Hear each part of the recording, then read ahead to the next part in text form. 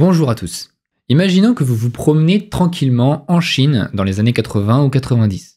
Vous voulez entrer dans une bibliothèque et vous demandez un livre sur l'histoire de la philosophie. On vous en apporte un qui s'appelle « Histoire abrégée de la philosophie européenne » et vous commencez à feuilleter cet ouvrage, friand de découvrir les grands esprits du dernier millénaire. Vous vous arrêtez sur Nietzsche, philosophe important, et vous lisez « Nietzsche se fit le défenseur des entreprises d'oppression cruelle et d'agression menées par la classe réactionnaire bourgeoise.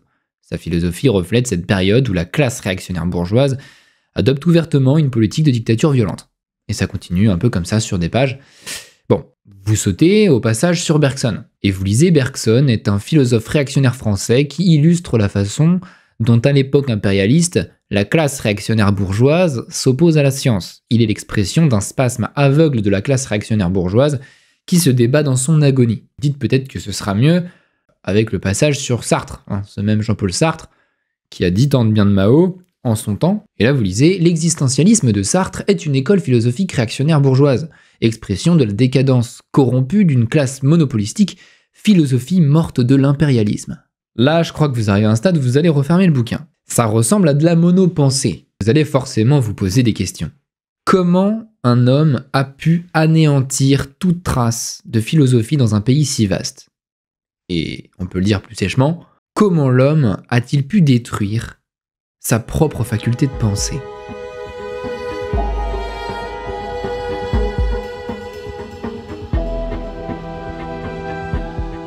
Attends là, je te vois venir.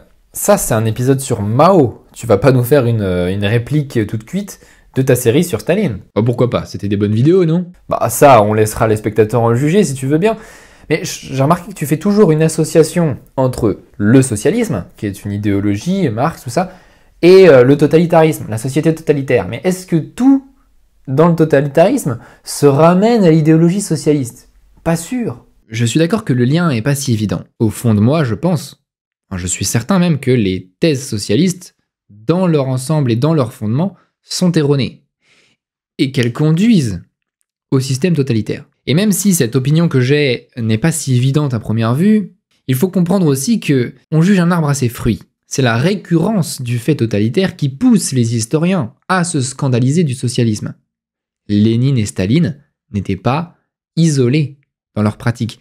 Tous les États socialistes, en Russie, en Chine, en Albanie, en Yougoslavie, au Vietnam, au Cambodge, en Corée, ont de fait tourné à la société totalitaire. À partir de la révolution de Lénine, une partie de l'humanité a vécu engoncée dans un système de croyances, et comme ce système est incompatible avec l'expérience d'une vie sociale, le pouvoir est contraint d'assaillir en permanence la pensée de l'individu. Mais ça, c'est pas un problème d'idée. Est-ce qu'il n'y a pas une autocratie russe, un système d'oppression chinois depuis des siècles qu'il faudrait prendre en compte dans l'histoire de Mao? Je ne l'écarte pas du tout. C'est vrai qu'il y a chez Mao Tse-tung une réalité chinoise et propre à la Chine. C'est vrai, de la même façon qu'il y a une réalité chez Staline qui est proprement russe et qui est propre à la Russie. Mais il y a aussi une réalité socialiste. Pour essayer de démêler tout ça, il va déjà falloir raconter les événements.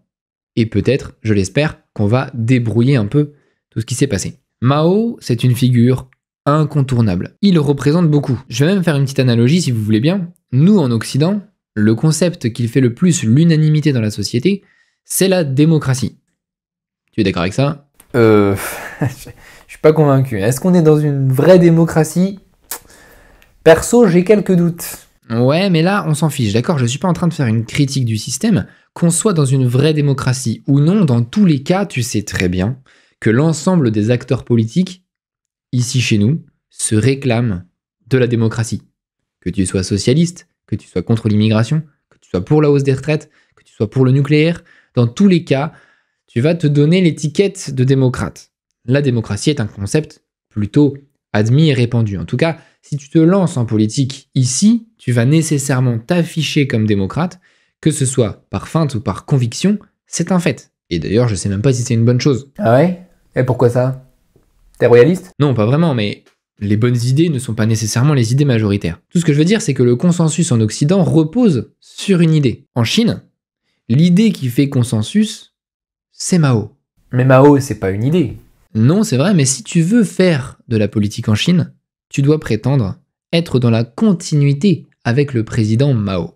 C'est ce que dit le gouvernement. C'est ce que dit un peu tout le monde en fait. Mao fait une sorte d'unanimité, et même quand on le critique, parce qu'il y a de quoi le critiquer, étant donné la quantité de morts qu'il a causé, malgré tout, on continue de penser que les bénéfices du règne maoïste ont été supérieurs aux inconvénients. Et que plus que ça, il faut s'inscrire dans sa continuité, c'est indispensable. Mais pourtant, tu dis que ça a été un tyran. Il a conduit quand même peut-être 50 ou 60 millions de personnes à la mort. C'est même le premier criminel de l'histoire, en valeur absolue. Pourtant, son portrait trône toujours place Tiananmen aujourd'hui. Mais comment ? Qu'est-ce qui s'est passé exactement ? Alors, 2 événements expliquent principalement ce bilan désastreux. Le grand bond en avant, en 1958, et la révolution culturelle, en 1966. Ça, il faut le retenir. T'as retenu ? Grand bond en avant et révolution culturelle.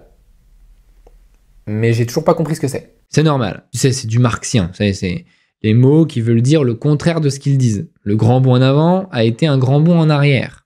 Et la révolution culturelle n'a rien à voir avec de la culture, que ce soit dit. D'ailleurs, pendant qu'elle a eu lieu, tous les musées en Chine étaient fermés. Donc, tu vois bien que c'est vraiment de la novlangue. Le grand bond en avant, c'est un joli nom pour désigner une famine artificielle. Et la révolution culturelle, c'est une forme de terreur. Ces 2 cataclysmes ont été précédés, espacés et suivis par des purges pratiquement incessantes, on va le voir. Attends.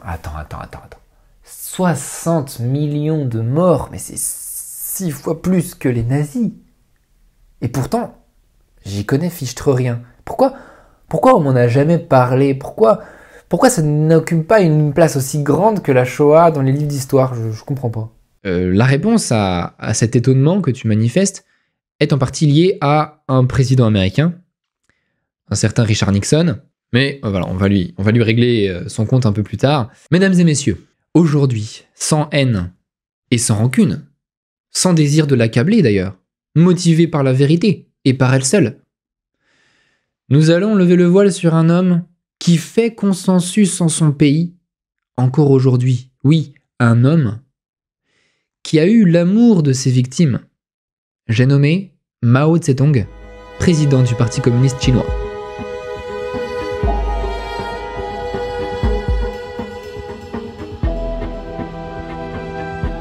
Bon, Mao à la base, c'est qui ? C'est un fils de paysan, à qui son père a financé des études. Donc un fils de paysan qui est tombé dans le monde des livres. Et en 1918, il a découvert les grands auteurs socialistes, qui sont d'ailleurs européens, et il se rallie complètement à la cause du socialisme. Dans un sens anarchiste d'abord, Kropotkin, puis dans un sens communiste, dans un second temps, en 1920, il se rallie en fait au marxisme. L'idéologie socialiste, je le rappelle, c'est une idéologie structurée par Karl Marx, qui appelle au renversement de la classe capitaliste et à l'établissement d'une société sans classe, donc sans propriété. Une société parfaitement égalitaire où personne ne pourrait plus dominer personne. C'est ça, la flamme qui a fait battre son petit cœur toute sa vie à Mao. Donc sa prise de pouvoir en 1949 est, de son point de vue, la révolution prédite par Marx dans ses lectures de jeunesse. Mais cette révolution, elle avait déjà eu lieu avec Lénine en 1917. Oui, ce serait une extension du domaine révolutionnaire. Après la Russie, c'est le tour de la Chine. Maintenant, il ne faut pas croire pour autant que Mao serait un banal agent du Comintern qui réfléchit selon la lecture imposée par Moscou. Non, c'est un Chinois qui va adapter la révolution aux réalités chinoises et sa guerre révolutionnaire, il l'a commencé très tôt, en 1927. 27-49. Il lui a fallu 22 ans pour gagner. C'est long. Pendant 22 ans, il affronte son rival, le généralissime Chiang Kai-shek. Chiang Kai-shek, l'ennemi juré des communistes, le chef du Kuomintang, le parti nationaliste, qui détient le pouvoir pendant tout ce temps, pendant ces 22 années. Donc renverser le capitalisme pour Mao, en pratique, c'est renverser Chiang Kai-shek, qui est assimilé à la classe réactionnaire bourgeoise. Parenthèse, l'histoire de Chiang Kai-shek, je l'ai racontée sur ma chaîne privée. Je fais une saga sur la Chine qui remonte aux guerres de l'opium et qui va jusqu'à l'époque contemporaine. Donc si vous voulez découvrir l'entièreté de cette saga, je vous invite à souscrire à ma chaîne privée pour 4 € par mois, Alors soit vous allez sur mon site, l'étoffedunchef.fr, dans ce cas c'est très simple, soit vous restez sur YouTube et vous cliquez sur rejoindre, c'est une solution un peu moins avantageuse pour moi financièrement, mais c'est tout comme pour vous, et donc vous aurez accès évidemment à l'histoire de Chiang Kai-shek, à tout ce qui s'est passé avant en Chine, à une série aussi sur l'Iran, sur les débris de l'Autriche-Hongrie, sur Lénine, donc n'hésitez pas à adhérer.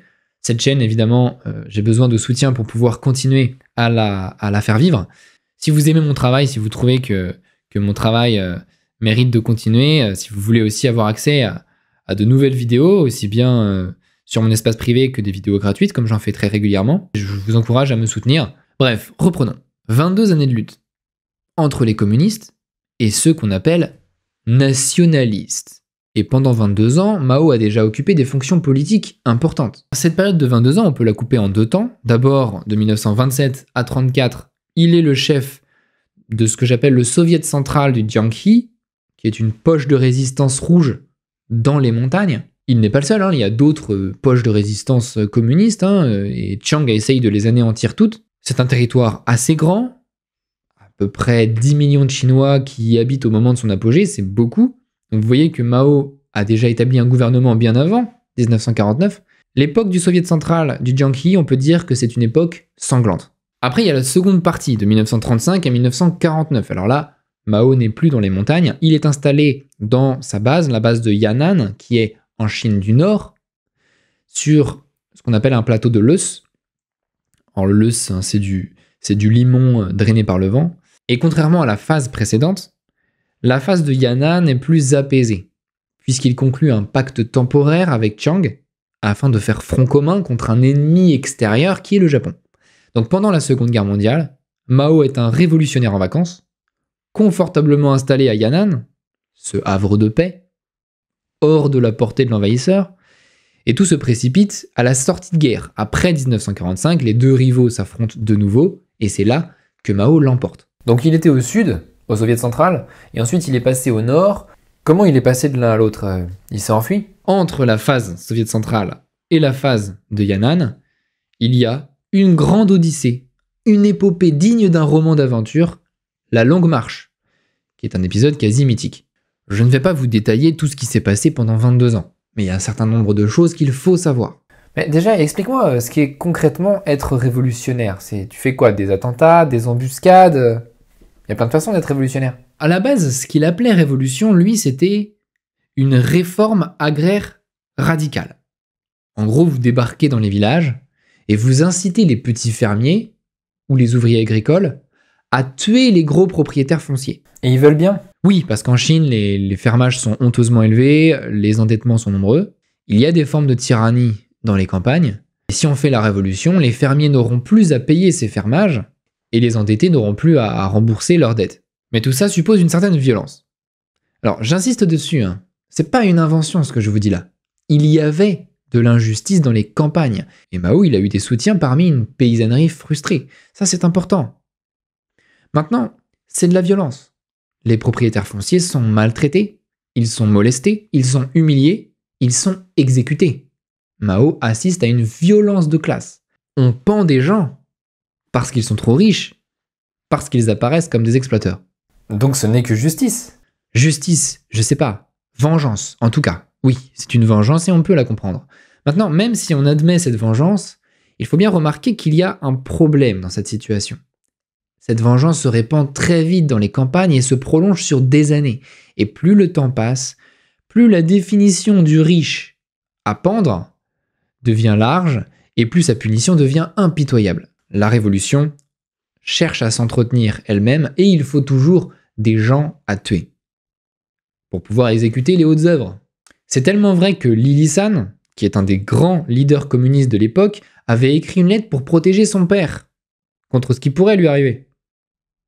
Parce que vous pensez bien que la plupart des leaders communistes, c'est des gens qui ont fait des études. Généralement, ils sont issus d'une paysannerie, mais d'une paysannerie plutôt aisée pour avoir pu leur payer leurs études. C'est le cas de Mao, c'est le cas de Lilisan aussi. Mais la lettre de Lilisan n'est pas parvenue à temps à son père. Et son père a été exécuté. Donc tu vois, partout c'est l'anarchie. On coiffe les cibles choisies d'un chapeau avec des insultes, on les traîne au bout d'une corde comme des animaux de compagnie, il y a des pendaisons, etc.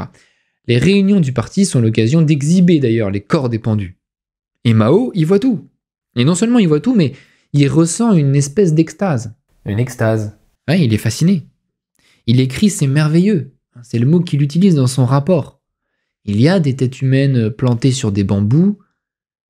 Il y a les suo biao, ces couteaux à long manche qu'on voit un peu partout. Et surtout, ce qui le fascine, c'est une foule qui agit, une foule qui condamne, une foule qui lynche. La masse est en mouvement, la masse combat. Ça, c'est la révolution qu'il veut. C'est pour ça qu'il s'est converti au marxisme dans sa jeunesse. Certains disent qu'on va trop loin. Mao dit non.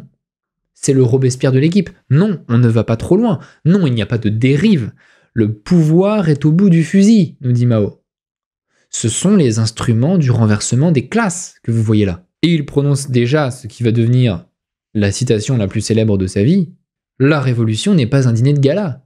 Ça sera repris dans le petit livre rouge. La révolution n'est pas un dîner de gala, ce n'est pas comme faire de la broderie ou écrire un essai. C'est un acte de violence, un soulèvement par lequel une classe en renverse une autre. Donc ça, c'est février 27. C'est le point de départ de la révolution, c'est le point de départ de l'histoire de Mao finalement. Il est formé par cette fascination qu'il assume complètement dans ses rapports au parti. Bon, que dire de la suite? Cette période du Soviet central, ça a été une époque terriblement sanglante. En avril 27, Chiang Kai-shek lance sa purge, la terreur blanche. Chiang veut en finir avec le communisme. Après la terreur blanche, les communistes prennent le maquis, Mao les rassemble et leur fait un très beau discours en septembre lors de l'ouverture de ce qu'il appelle l'insurrection de la moisson d'automne. Il leur dit « Vous deviendrez des seigneurs de la montagne ». Je traduis en français, vous allez devenir des va-nu-pieds hors la loi jusqu'à nouvel ordre. Alors ces seigneurs de la montagne vont néanmoins rapidement découvrir le revers de leur suzeraineté lors de la purge de Futian en 1930.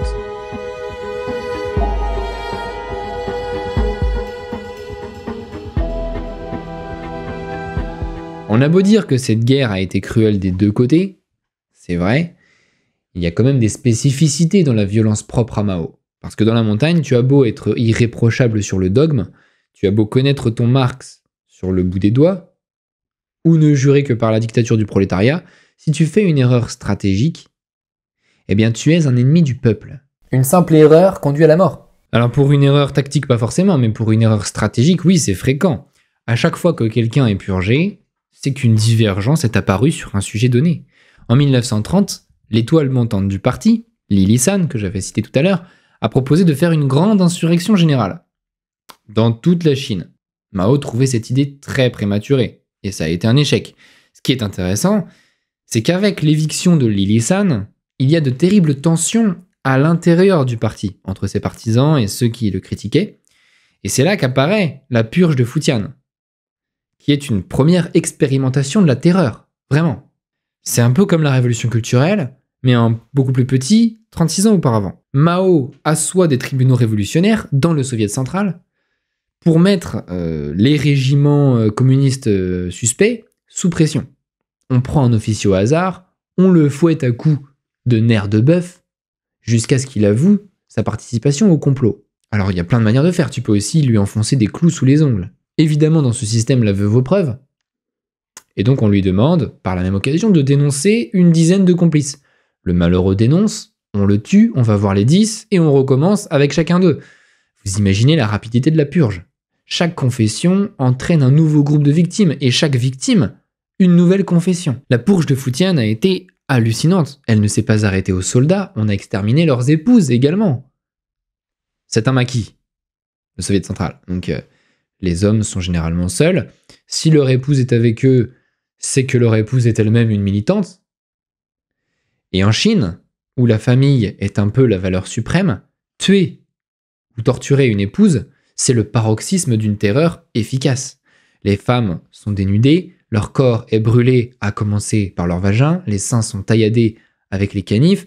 Alors ça a été encore à petite échelle, on a environ 700 morts, mais des milliers de communistes pourtant loyaux torturés à l'intérieur du Soviet central. Ce sont les purges internes, je dis bien purges internes, parce que la violence la plus atroce, généralement, c'est dans les purges internes au parti. Et pourquoi les pires purges seraient internes? Ne devraient pas être externes, justement, contre les ennemis dans la société? Non, parce que dans la logique marxiste, la révolution est le fruit des lois de l'histoire. Mao, théoricien, dit « La seule véritable théorie, c'est la pratique.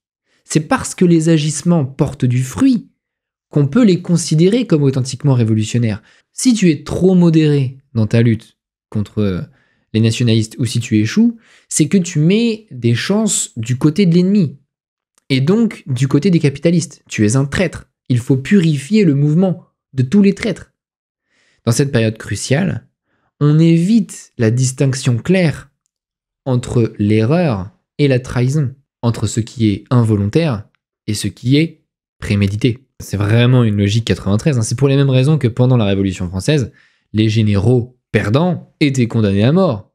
Custine, par exemple, ou Dumouriez, qui s'est enfui avant d'être arrêté. Et les Chinois qui vivent dans ces montagnes, les simples citoyens, ils acceptaient cette autorité morbide ?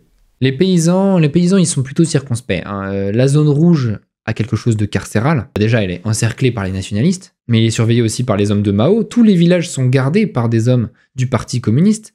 Personne n'entre et ne sort ou ne passe d'un village à un autre sans leur accord. Et puis les paysans, si vous voulez, ils ont quand même accepté la tutelle rouge. Si t'es entré dans le système, d'ailleurs, si t'es entré une fois, t'y es entré pour toujours. Si tu refuses de nourrir les soldats, tu sais ce qu'on va te dire. Et toi, tu es un propriétaire. Toi, maintenant que tu payes plus ton fermage grâce à nous, c'est toi le riche du village maintenant. T'as agrandi ton lopin. T'es un nouveau riche. Est-ce que t'as complètement extirpé tous tes instincts de petit bourgeois ? Tu sais ce qu'on leur fait aux riches ? Je peux te dire que le paysan, il la ferme. Mais il la ferme d'autant plus qu'il n'aime pas beaucoup plus les nationalistes non plus. Parce que les troupes de Chiang Kai-shek, quand elles passent, elles pillent, elles violent. C'est des vrais malotrus. Le Parti communiste, lui, est en fait plus organisé et moins corrompu. C'est pas des pillards, les hommes de Mao. Leur communisme leur sert de système de valeurs. Alors pourquoi les nationalistes arrivent à rentrer, à piller, à violer ? Il faut dire que Mao les laissait un peu rentrer. C'était sa grande idée. Attirez-les dedans, laissez-les entrer, et on va refermer les mâchoires sur eux. Il a coincé plus d'un général comme ça. Il y a un général qui a été coincé de cette façon. Mao lui a fait couper la tête et l'a attaché à une planche et l'a fait redescendre par la rivière. Cette phase au Jianghe, dans les montagnes, elle se termine en 1934. Le Soviet central est cerné par une ceinture défensive, faite de grosses casemates assez impressionnantes, conçues par les conseillers allemands de Chiang Kai-shek. Et le Parti communiste comprend dans cette situation, il ne pourra plus tenir. C'est un peu la panique. Les massacres de propriétaires fonciers d'ailleurs atteignent leur paroxysme en début de 1934. Chiang Kai-shek charge, le parti est écrasé et la direction rassemble ses meilleurs éléments pour sonner une retraite. C'est le début de la longue marche.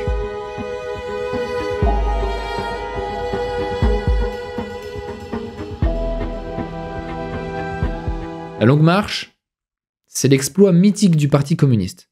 Elle dure 1 an. D'abord, Mao et ses gars ont traversé 4 lignes de fortification. Ils sont parvenus à s'échapper. Le 31 mai 1935, ils traversent le pont de Luding, une espèce de vieux pont suspendu où, apparemment, selon la légende, il ne restait plus que des chaînes, parce que les nationalistes avaient enlevé les planches qui étaient dessus. Donc, toujours selon cette légende, les communistes ont dû traverser héroïquement, sous un feu soutenu, le pont, en faisant passer des planches devant et progresser mètre après mètre. Après, il y a eu les marécages de Songpan, ils ont avancé les jambes dans l'eau sur des kilomètres, ils dorment accroupis sur de petites éminences au-dessus des marécages, partout c'est de l'eau, partout c'est les poux, partout la dysenterie. Pour tout repas, ils mâchouillaient leur ceinturon et boivent l'eau non potable du marécage parce qu'il n'y a pas assez de bois pour la faire bouillir. Et avec tout ça, ils n'ont pas mouru. Non, enfin si, ils ont mouru. Ils ont mouru, mais pas tous. Au début, ils étaient 84 000, et à la fin... Il restait Mao, sa femme et son âne, quoi. À la fin, il restait 4000 personnes. À l'arrivée dans la base de Yan'an.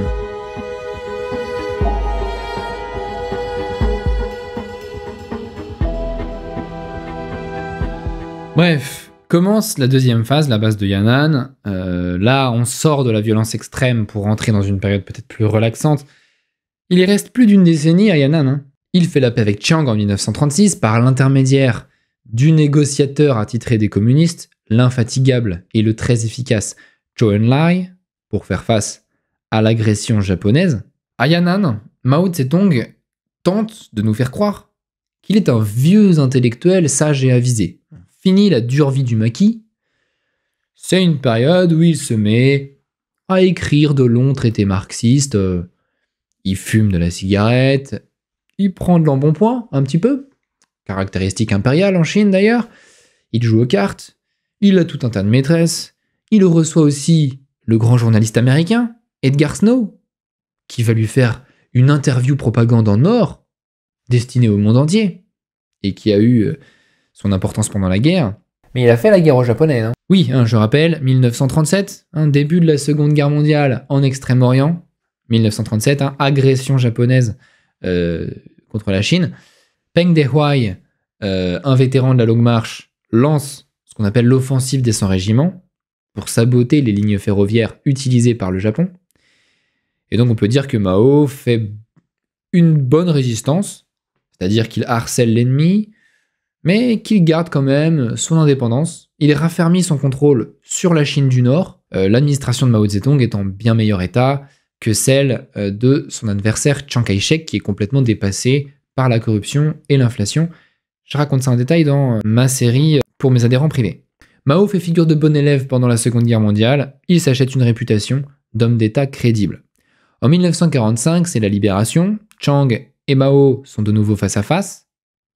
Je passerai rapidement sur ce dernier conflit, que j'ai déjà raconté sur ma chaîne privée. Disons que Chiang Kai-shek est entouré d'extorqueurs, de pilleurs et d'incompétents. Je ne savais pas que quelqu'un qui avait soi-disant plein de soutien des Américains pouvait faire un tel naufrage. En fait, Chiang a projeté ses forces sur la Mandchourie, parce que la Mandchourie était occupée par Staline, et il pensait que le fief des communistes s'y trouverait. Et donc cette projection est devenue très maladroite lorsqu'il s'est aperçu que toute la Chine du Nord était passée rouge. Son armée a été prise en étau. Pékin, Shenyang, toutes les grandes villes du Nord étaient assiégées par les communistes, et ces villes tombaient comme des fruits mûrs. Et ce, pendant que le général Lin Biao, le meilleur des généraux communistes, réalise de superbes encerclements, notamment en janvier 49 à la bataille de Huairai, qui sont décisifs. Le 1er octobre 1949, depuis le bastion de la Porte de la Paix, place Tiananmen, à Pékin, Mao Tse-tung proclame la République populaire de Chine, pendant que Chiang Kai-shek se réfugie, tout penaud, sur l'île de Taïwan. Chiang Kai-shek s'enfuit sur une île. Bon, il a complètement raté sa sortie de guerre. Je vais faire 2 remarques, quand même, avant finalement de passer au vif du sujet, puisque c'est ça que vous attendez, le règne de Mao sur la Chine. 2 petites remarques. On vous l'a sûrement déjà dit, mais je vous le répète. Taïwan, le nom officiel de Taïwan, c'est la République de Chine. Vous voyez, donc les deux sont la Chine. Les deux prétendent être la Chine. Et les deux ont des prétentions sur le territoire de l'autre. Chiang Kai-shek, avec son parti le Kuomintang, épure l'île de Taïwan, il éradique toute trace rouge dessus, au moyen d'une dictature assez impitoyable d'ailleurs, et conserve son siège à l'ONU. Donc le siège de l'ONU, le siège au Conseil de sécurité de l'ONU, est occupé par Chiang Kai-shek à ce moment-là.